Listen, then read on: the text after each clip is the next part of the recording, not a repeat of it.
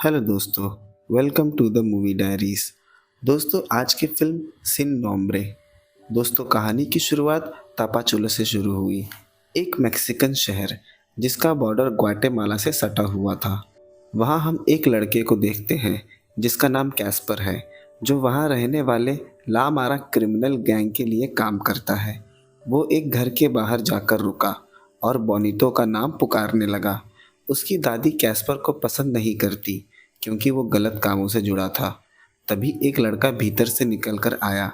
शायद कैस्पर उसे ही बुला रहा था। उसकी दादी ने कहा, अगर वो दोबारा यहाँ दिखाई देगा तो वो पुलिस को कॉल कर देगी। बोनीतो कैस्पर के कहने पर चोरियाँ करता है, जैसे कैमरा और फ़ोन की चोरी, और ये सब वो लाकर कैस्पर को देता। बदले में कैस्पर उसे पैसे देता। पर बोनीतो भी उसका हुड ज्वाइन करना चाहता है। उसे भी लामारा गैंग का मेंबर बनना था। कैस्पर उसे अपने हुड में ले गया। उस हुड का गैंग लीडर एल मागो है।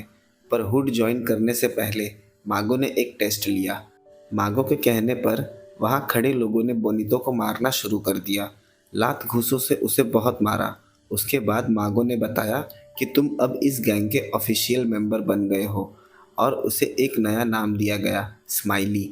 स्माइली मार खाने के बाद बुरी तरह से जख्मी हो गया था, पर उसे खुशी थी कि हुड को ज्वाइन करने का उसका सपना पूरा हो गया।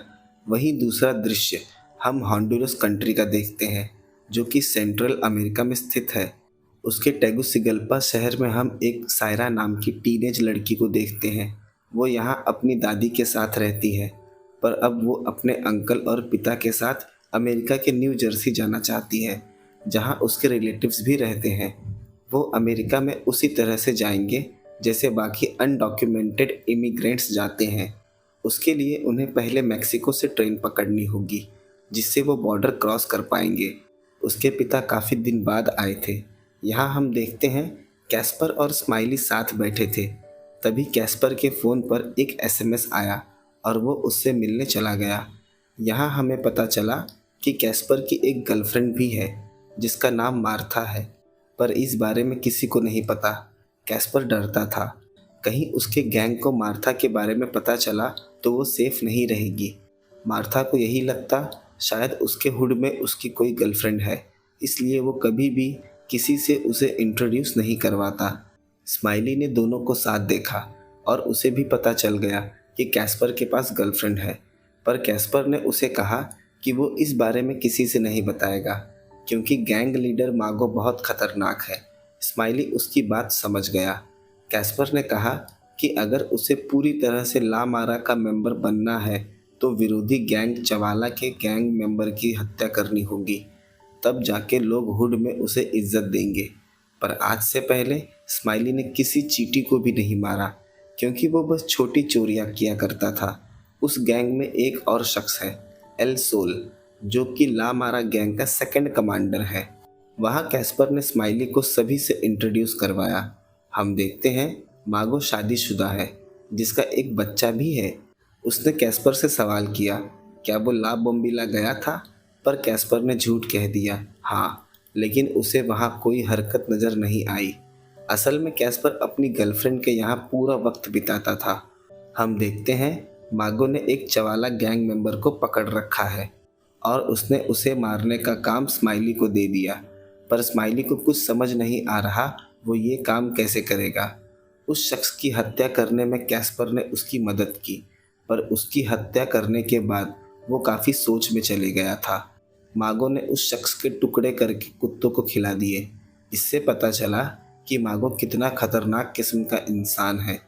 पर अब मागो को कैस्पर पर शक होने लगा था कि वो अपना समय कहीं और बिताता है। पर कैस्पर ने कहा वो उसे कभी धोखा नहीं देगा। अब कैस्पर डर गया था कि उसे अब मागो से सावधान रहना होगा। यहाँ हम देखते हैं सायरा अपने परिवार के साथ मेक्सिको के तापाचुला शहर में आ गई है, जहाँ से उन्हें ट्रेन मिलेगी।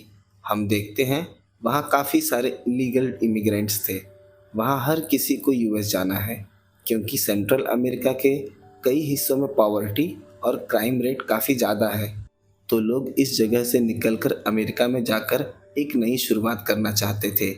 पिता ने सायरा को लोगों की तरफ इशारा करके दिखाया कि इनमें से आधे लोग भी यूएसए नहीं पहुंच पाएंगे, क्योंकि कुछ तो आधे रास्ते में ही मारे जाते हैं और कुछ को बॉर्डर पेट्रोल पुलिस पकड़ लेती है। यहाँ हमें पता चला कि आज ट्रेन तो नहीं जाने वाली, इसलिए रात उन्हें यही ट्रैक्स पर बितानी होगी। हम देखते हैं रात हो गई। वहीं रेलवे ट्रैक के पास कैस्पर का भी आना जाना होता। वो अपनी गर्लफ्रेंड मार्था के साथ वक्त बिता रहा था। स्माइली भी वहीं बैठा था। मार्था ने कैस्पर से वादा करने को कहा कि वो अब उसे छिपाना बंद कर देगा, पर कैस्पर ने उससे कुछ नहीं कहा। इस पर मार्था गुस्से में वहां से जाने लगी। तभी वहां से सोल अपने गैंग के साथ गुजर रहा था और कैस्पर को उसकी गर्लफ्रेंड के साथ देख लिया। शायद से मागो ने कैस्पर पर नज़र रखने को कहा था। अब वो काफ़ी डरने लगा था। कैस्पर ने बताया, ये मेरी दोस्त है, उससे ज़्यादा और कुछ नहीं। सोल ने जाते हुए कहा कि कल सेमेट्री में मीटिंग है, आ जाना, और वो वहाँ से चले गए। मार्था भी नाराज़ होकर वहाँ से चली गई। रात सायरा ने देखा ट्रेन आ गई। वो काफ़ी भरी हुई थी, इसलिए तीनों ऊपर चढ़ गए।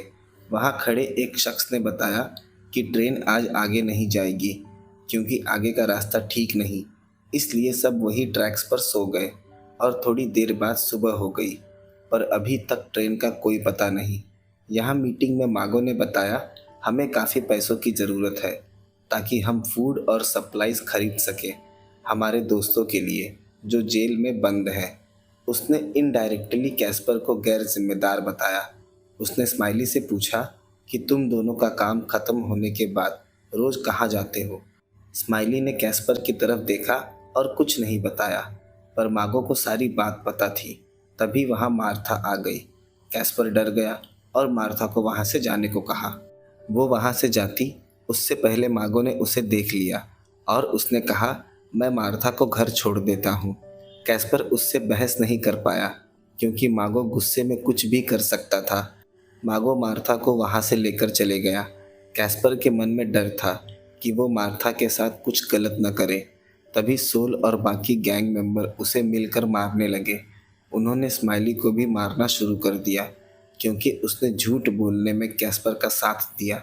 यहाँ मागो मार्था को एक सुनसान जगह ले आया। वहाँ मागो ने उसका रेप करने की कोशिश की।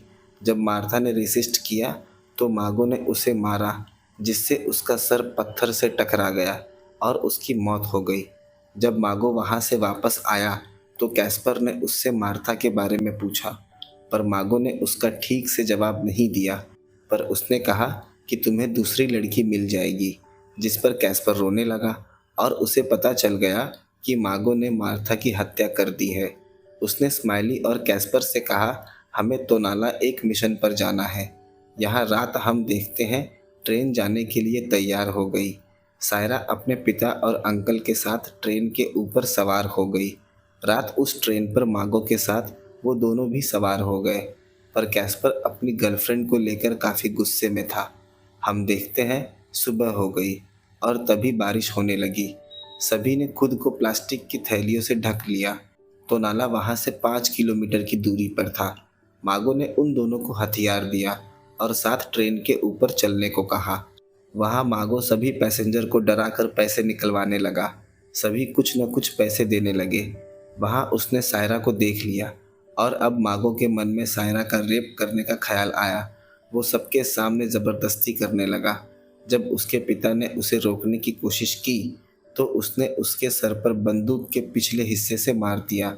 सायरा चीख रही थी, पर कैस्पर ये सब देख नहीं पा रहा था और वो पहले से मागो पर गुस्सा भी था। उसने बिना कुछ सोचे मागो की गर्दन पर वो धारदार हथियार चला दिया और उसके बाद उसे ट्रेन से नीचे ढकेल दिया। कैस्पर ने स्माइली को ट्रेन से नीचे उतर जाने को कहा, क्योंकि उसे पता था अब पूरा ला मारा गैंग उसके पीछे लग जाएगा, क्योंकि मागो ला मारा गैंग का लीडर था। स्माइली ने जाते वक्त ट्रैक पर मागो की लाश देखी।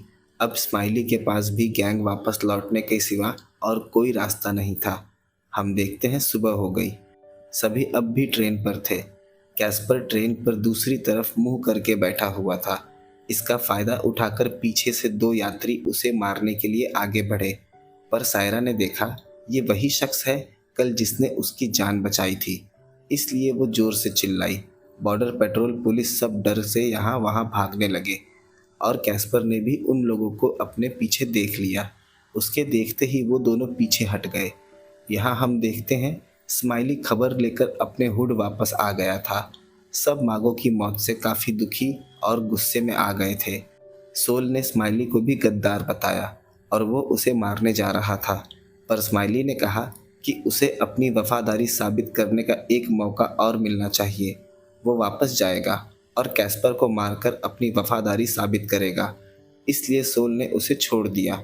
ट्रेन एक जगह कुछ देर के लिए रुक गई। सायरा ने कैस्पर को अकेला बैठा देखा तो उसके लिए कुछ खाने को ले आई। यहाँ स्माइली अपने दोस्तों के साथ बैठ उन्हें बता रहा था कि कैस्पर ने मागो की हत्या कर दी और अब मैं कैस्पर को मारूंगा। वो अपने दोस्तों की नज़र में एक गैंगस्टर दिखने की कोशिश कर रहा था। सुबह कैस्पर के फ़ोन पर सोल का मैसेज आया कि उसकी मौत पक्की है। कैस्पर ने उस फ़ोन को फेंक दिया। अब बस उसके पास एक कैमरा था जिसमें मार्था की वीडियोस थी। उसे जब मार्था की याद आती तो देख लिया करता। एक लंबे सफ़र के बाद वो टीरा ब्लांका पहुंच गए। वहाँ काफ़ी लोग उतर रहे थे। शायद यहाँ ट्रेन काफ़ी देर तक रुकने वाली थी। सायरा ने कैस्पर की तरफ देख उतरने का इशारा किया, क्योंकि कैस्पर को खुद नहीं पता कि उसे जाना कहाँ है। वहाँ सायरा फ्रेश हुई और उसने कैस्पर से बात भी की। सायरा ने उसे अपने साथ चलने को कहा। तभी सायरा के पिता ने उसे अपने पास बुला लिया। जाने से पहले उसने कहा अगर उसके पास कुछ खाने को होगा तो वो ज़रूर ले आएगी। उसके पिता उस पर गुस्सा हो गए क्योंकि वो एक हत्यारे से बात कर रही थी, पर सायरा का कहना था कि हम उसकी मदद कर सकते हैं, उसे अपने साथ ले जाकर। उसके पिता ने मना कर दिया। ये सुन सायरा नाराज़ होकर चली गई। स्माइली एक गैंग लीडर के पास गया। उसे सोल ने भेजा था। ये ला मारा का ही दूसरा गैंग था। उन्होंने स्माइली को भेजा था कैस्पर को ट्रैक करने के लिए। यहाँ हम देखते हैं सायरा और कैस्पर ट्रैक पर बैठे बातें कर रहे थे। सायरा ने बताया कि यूएसए पहुँचने के बाद वो उसे बहुत मिस करेगी। उसने कैस्पर को भी साथ आने को कहा और वो सायरा की बात मान गया, क्योंकि उसके पीछे गैंग मेंबर्स लगे थे, इसलिए उसका यहाँ रहना ठीक नहीं। पर कैस्पर को यकीन है ला मारा गैंग उसे किसी भी तरह से ढूंढ कर ख़त्म कर देगी, क्योंकि ला मारा गैंग ने आज तक अपने एक भी दुश्मन को जिंदा नहीं छोड़ा है। यहाँ हम देखते हैं स्माइली गैंग के साथ उस जगह आ गया जहाँ ट्रेन रुकी थी, पर उनके आने से पहले ट्रेन निकल चुकी थी। थोड़ा आगे जाने के बाद कैस्पर ने कहा आगे जुडिशियल पुलिस स्टेशन है, इसलिए यहाँ उतरकर उन्हें भागना होगा। वो भागकर दूसरी तरफ पहुँच गए और ट्रेन का इंतज़ार करने लगे। तभी वहाँ स्माइली गैंग के साथ आ गया। उन्हें देख कैस्पर भागने लगा। उन्होंने उसका पीछा किया, पर वो वहाँ से छिपकर निकल गया और उसने ट्रेन को दोबारा से भागकर पकड़ लिया। वो रात गुजर गई और फिर एक नई सुबह। सभी सो रहे थे। कैस्पर को एहसास हुआ कि वो और आगे सायरा के परिवार के साथ नहीं जा सकते, क्योंकि वो बेवजह उसके परिवार को मुसीबत में डाल देगा। इसलिए वो चलती ट्रेन से बीच रास्ते में उतर गया। वो आगे चलने लगा। तभी उसने पीछे मुड़कर देखा, सायरा भी ट्रेन से उतर गई थी। कैस्पर ने तुरंत भागकर देखा, पर ट्रेन जा चुकी थी। सायरा की हमदर्दी उसे और कमज़ोर बना रही थी, क्योंकि मार्था के जाने के बाद अब वो इन सब चीज़ों से बाहर निकल चुका था। पर एक बार फिर से सायरा ने उसे उसी जगह लाकर खड़ा कर दिया। यहाँ तक कि कैस्पर ने यह भी कह दिया कि मैं तुम्हारा ख्याल नहीं रख सकता। वो बहुत पहले ही मर चुका है। कब और कौन आकर उसे मार देगा कुछ पता नहीं। यहाँ जब ट्रेन में सायरा के अंकल और पिता की नींद खुली तो उन्होंने पाया कि सायरा ट्रेन में नहीं है, पर अब वो चलती ट्रेन से उतर भी नहीं सकते। कैस्पर वहाँ ला मारा गैंग के एक मेंबर के पास गया, जिसके लिए वो पहले काम कर चुका है। कैस्पर ने उस महिला से यहाँ से निकलने में मदद मांगी। उसने कहा तुम्हारा यहाँ से निकलने का इंतज़ाम हो जाएगा। यहाँ सायरा के अंकल और पिता ट्रेन से उतर गए और सायरा का इंतज़ार करने लगे। उन्हें नहीं पता सायरा आएगी भी या नहीं, वरना वो दूसरी ट्रेन पकड़ के निकल जाएंगे। यहाँ हम देखते हैं उस लामारा महिला ने उन्हें एक कंटेनर व्हीकल पर बिठा दिया ताकि वो यहाँ से छिपकर निकल जाएं। पर यहाँ हमें पता चलता है कि उसकी बात सोल से पहले ही हो चुकी है। और वो व्हीकल को एक जगह ले जाकर कैस्पर को मार देंगे। पर कैस्पर को इस बात की जरा भी खबर नहीं। कैस्पर ने सायरा को बहुत समझाया कि उसके साथ उसकी ज़िंदगी नहीं है, वो आज नहीं तो कल मारा जाएगा। पर सायरा उसकी बात सुनने को तैयार नहीं। कैस्पर ने इससे पहले भी काफ़ी लोगों को बॉर्डर क्रॉस करवाया था, जो कि ला मारा गैंग के लोग ही थे। उसने अपने शरीर पर लगे हर चोट के निशान दिखाए कि उसकी ज़िंदगी कितनी बेकार है। रात उन्होंने उस व्हीकल पर ही बिताई। यहाँ हम देखते हैं पेट्रोल पुलिस ट्रेन का पीछा करने लगी। इसी डर में सायरा का पिता और अंकल भागने लगे। उसी वक्त सायरा के पिता ट्रेन से नीचे गिर गए और उनकी मौत हो गई। सुबह हम देखते हैं ट्रक एक जगह आकर रुकी, जहां पहले से ला मारा गैंग के मेंबर तैयार बैठे थे। पर उन्होंने देखा कैस्पर उसमें नहीं है। कैस्पर और सायरा बीच रास्ते में ही उतर गए थे फ्रेश होने के लिए।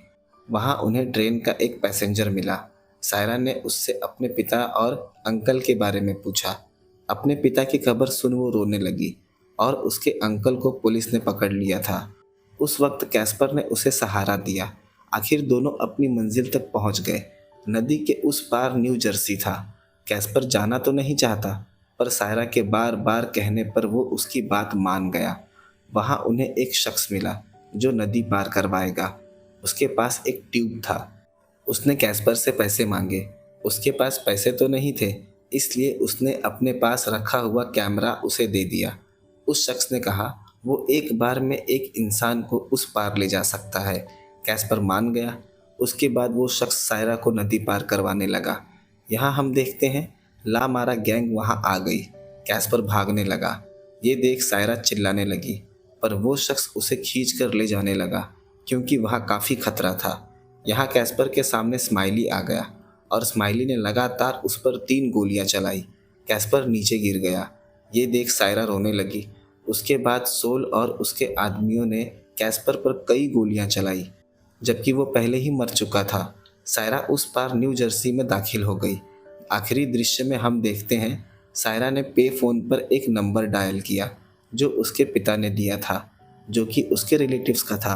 कैस्पर को याद कर उसकी आंखें नम हो गई और कहानी इसी भावुक दृश्य के साथ ख़त्म हो गई। दोस्तों, इस फिल्म में जो ला मारा गैंग दिखाया गया है वो रियल लाइफ में भी एग्जिस्ट करता है। दोस्तों, कहानी अगर पसंद आई हो तो वीडियो को लाइक, शेयर और चैनल को सब्सक्राइब जरूर कर दें। मिलते हैं अगले वीडियो में एक नए एक्सप्लेनेशन के साथ।